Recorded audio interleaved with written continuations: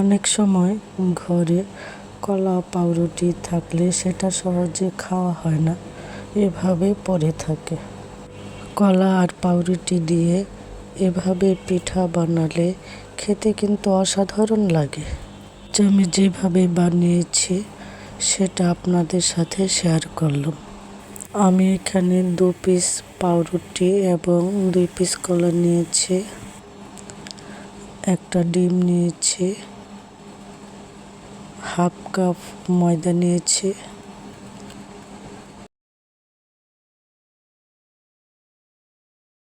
ভালো করে চটকে নিব।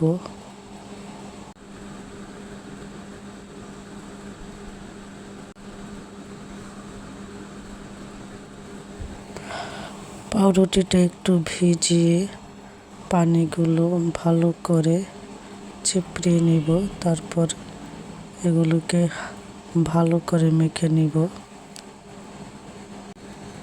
দিয়ে দিলাম ময়দা, 2 চামচ গুঁড়া দুধ, 1 চামচ বেকিং পাউডার আর স্বাদ মতো চিনি, সামান্য একটু লবণ। এগুলোকে এখন ভালোভাবে মেখে নিব। তারপর এরকম একটা ব্যাটার বানাবো। এখন হালকা আঁচে এগুলোকে ভাজবো।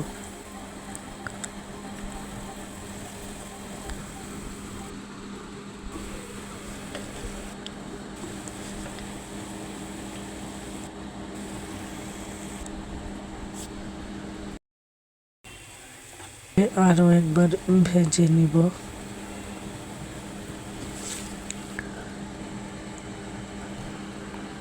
আমার ভাজা হয়ে গেছে। পিঠাগুলো অনেক নরম হয়েছে এবং খেতেও খুব ভালো লাগছিল। আপনাদের একটা ভেঙে দেখাচ্ছি আমি।